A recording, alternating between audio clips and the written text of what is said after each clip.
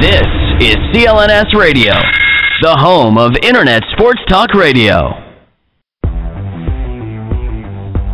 This is a CLNSradio.com special edition broadcast.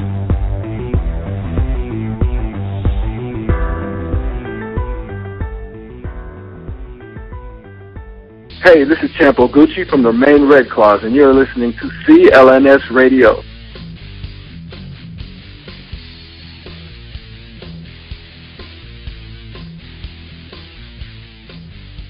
All right, welcome in, everyone. You are listening to CLNS Radio. This is our second edition of our weekly segment of Meet the Maine Red Claws, where we profile a different member of the Maine Red Claws team, whether it's a coach, player.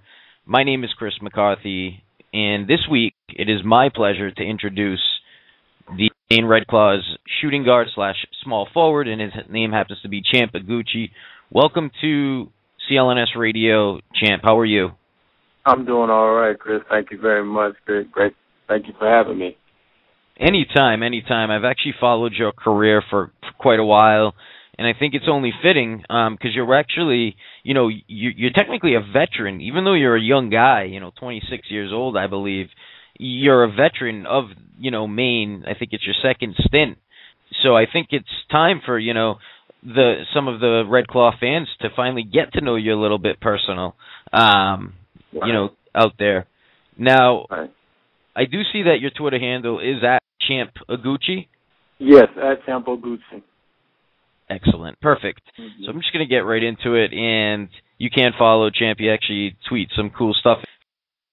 First question I got to ask you is that game with the LPB when you set the record, scoring 28 points in the fourth quarter. How was that? Like, what type of feeling was that? People talk about the zone. Obviously, you were in the zone. Right. That was just one of those nights where, I felt, compelled to just put my team on my back and do whatever I could to help the team win.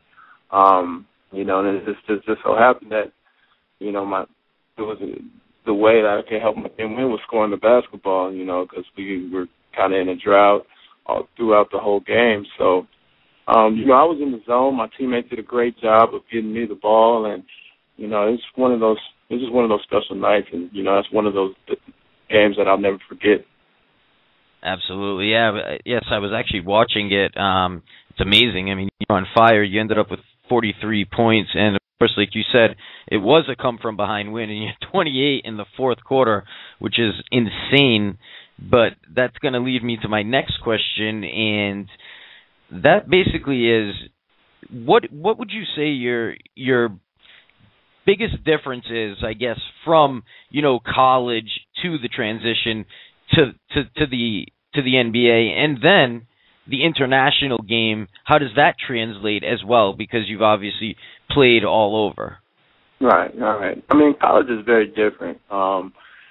In college, you have, some guys that are just, there's a big discrepancy between good and not good, but, once you get to the professional level, everybody's pretty much as good as you. There's only maybe one minor thing that separates you from the next man.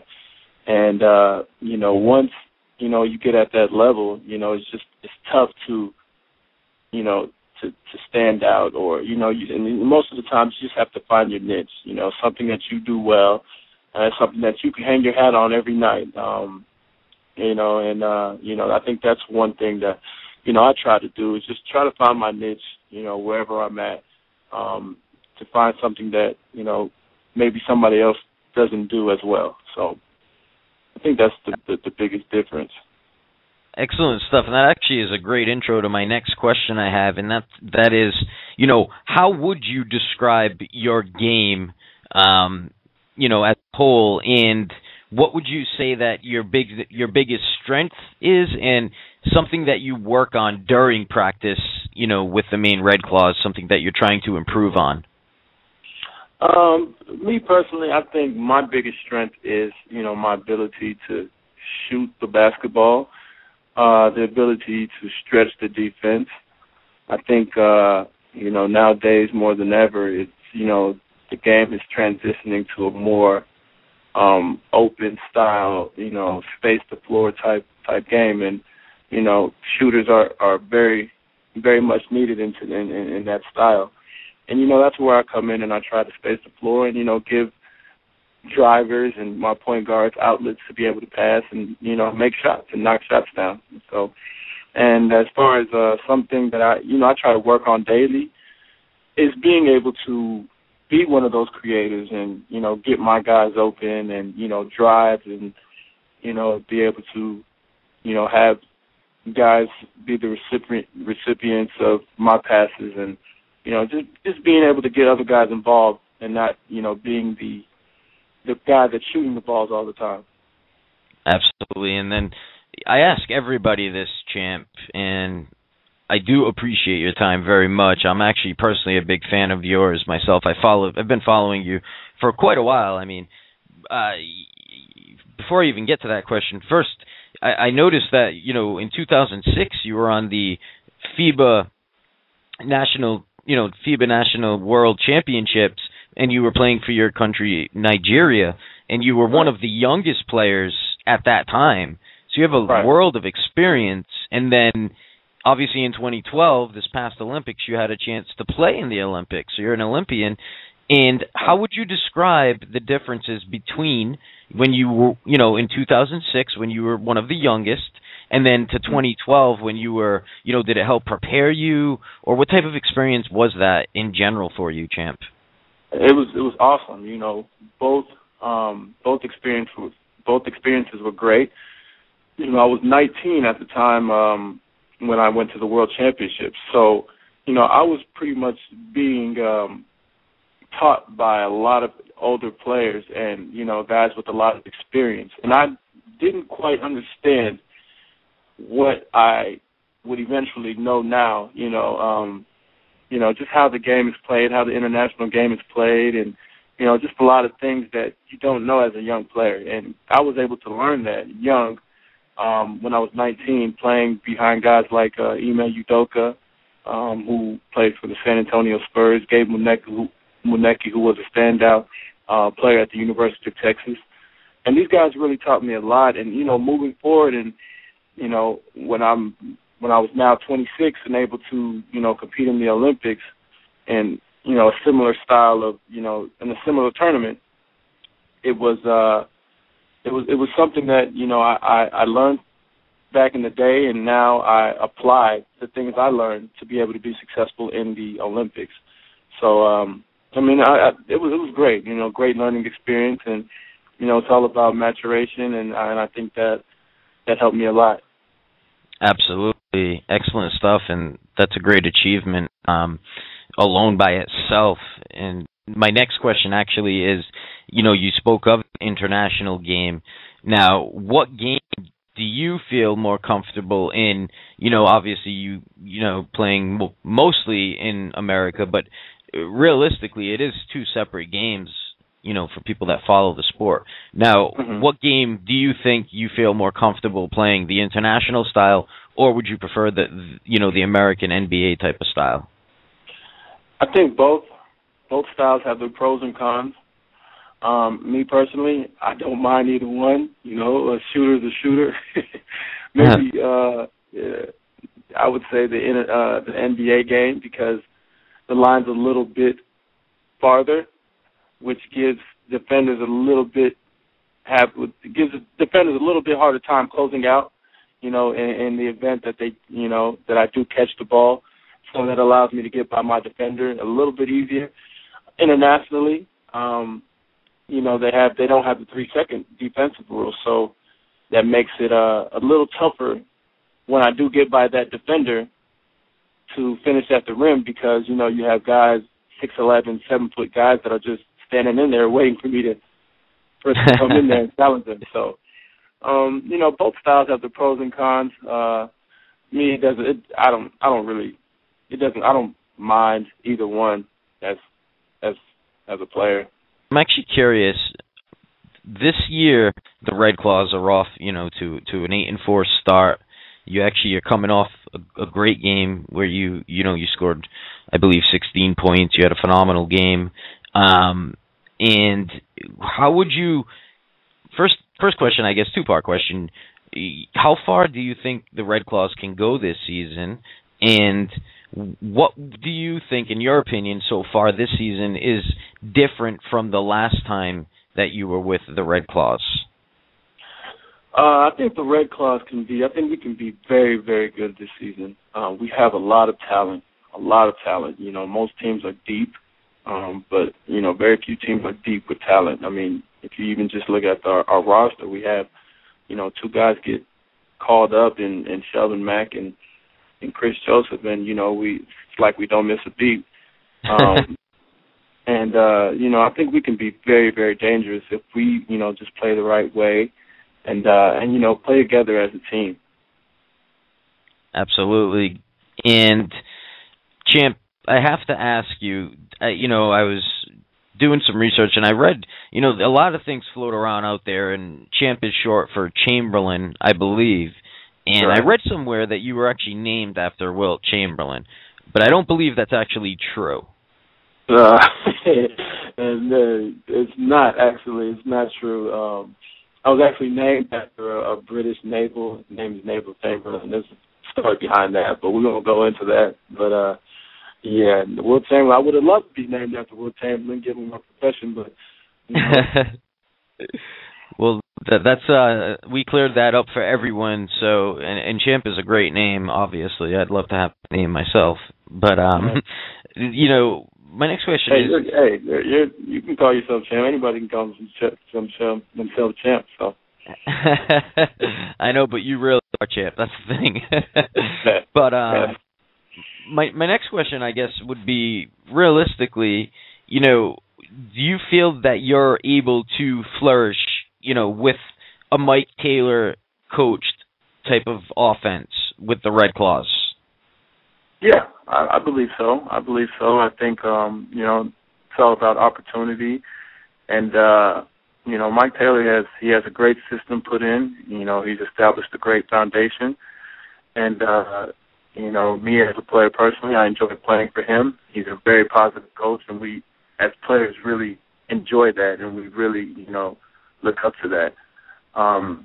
And, you know, it's just all about, you know, communication. He does a great job of knowing what he wants and having us execute that. And, you know, it's just, I think, you know, everything will be playing out pretty well under Mike Taylor. Absolutely. And just a few more questions, Champ. And again, I do appreciate your time. It's a pleasure talking to you, and it's a pleasure watching you play for the Maine Red Claws.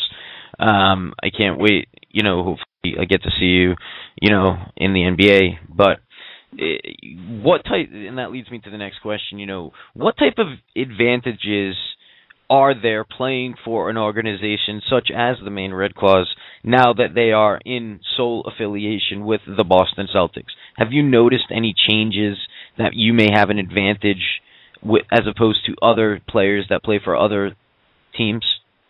I have, and, you know, some of the things that, you know, go on behind the scenes that the Celtics are part of and that had their hands in, you know, a lot of people don't see. You know, the Celtics, they've done a great job of, you know, handpicking this team. And, you know, some of the things, you know, they have us down there occasionally to practice in their facilities. And, you know, it's just a great way to, you know, keep, you know, a good relationship. And, you know, just to be able to keep their eyes on us. And, you know, we're always abreast of what they're doing over there and how they're playing. You know, I think it's good. I think it's very good. Absolutely. And I'm actually curious. Does the Celtics, do they actually give, you know, you feedback specifically on what, you know, they expect out of you, or do they not go that in depth? They do, but they relay it probably to the coaches more, and the coaches relay it to the players. But I'm sure, you know, with guys going up and down, like Chris Joseph and Fab, you know, they have a direct, you know, relationship with those players that they are developing. So absolutely. Yeah, but I think that goes, you know, to the coaches, and the coaches relay that information to us. Excellent. And just a couple more questions. And, you're somewhat of a veteran on the team, as I sort of alluded to earlier. Mm-hmm. Now, you seem like you're a leader. Now, would that be a fair statement? And do some of the players, come to you, look for advice or anything of that nature? Occasionally, I'm more of the type that I try to lead by example, and I'm kind of a quiet guy, so to speak. But when something needs to be said, I say it, in a professional manner, and it's I'm always there to help out my teammates and whatever they might ask of me, or if they need some advice, I might pull them to the side and give them that advice. You've obviously played overseas. You played in the Olympics. You've played a lot of basketball. Pac-10 with Oregon and so on. So my question is how is it living in Maine compared to the other places that you have played and lived in? Cold. One word. Very cold. Maine is, to me, Maine is, it's like, to me, it's similar to Oregon, in the fact that, a very small town and, people really embrace the basketball program. And, it's just good to see the excitement and the community gather around their sports. And I think that's something that you can't find everywhere. And playing in Maine, I really appreciate that about the fans and the people. Excellent stuff, Champ. And my final question is, you obviously played with Oregon, and then you transferred to Illinois State. Now, my question is, we always, some people, are us analysts, things of that nature, we always wonder, a mid-major compared to, a major school like Oregon in the Pac-12 now. Is it that much of a difference going from a team like Oregon to Illinois State, or is that overrated? I think, in the case of Illinois State and Oregon, it was overrated. But in some cases, it might not be so overrated. There might be a big gap between, high major and mid major. Oregon was a great program. I played with some very great players. Was coached under Ernie Kent, who was a very great offensive coach. Going to Illinois State, we were on the rebound. Coach Tim Jankovic, great coach, great person also. He took the program to another level that, was probably competing with a lot of the high major schools. And, we had a good program, and we were very close to the tournament. And, it was we had a lot of talent there too. So, both situations were very good. And, I was very fortunate to coach under some great coaches. Good stuff, Champ. And I know that you're getting ready you actually have a game tonight, back-to-back game. You have tonight and tomorrow against Sioux Falls. Right. Now, in preparation to tonight's game, do you sort of have a routine that you go through, or you're not really, I know some athletes are superstitious. Would you say that you have a routine that you would normally do before every game, or you're not a really a superstitious type of person? I'm not really too superstitious. I just one thing I must do before a game is I like to get a good nap, just to be refreshed and recharged and clear my mind of everything. And then once I wake up, my focus is on the game. So that's the only routine that I probably would say I have. Excellent. Well, I want to thank you so much, Champ Oguchi, for joining us on the Maine Red Claws, and you are the second player that we have profiled. And good luck in tonight's game, Champ. Thank you very much, Chris. Thank you for having me once again, and look forward to speaking with you soon. Now, if you guys want to check out Champ Oguchi and the rest of the Maine Red Claws, you can actually get tickets to all of their games by calling 207-210-6655. And their next home game is Monday, December 31st, so New Year's Eve, actually. It's a 1 p.m. Eastern start, and they will be playing Springfield in that game. And then Erie on the 4th, and Saturday the 5th, they will host Canton. So again, see all the Maine Red Claws home games or any games. You can buy tickets at 207-210-6655. You have been listening to a CLNS radio broadcast. Meet the Maine Red Claws, Champ Oguchi. Thank you, and have a happy New Year and a happy holiday. Be safe, everyone. Have a wonderful day. This is a CLNSradio.com special edition broadcast.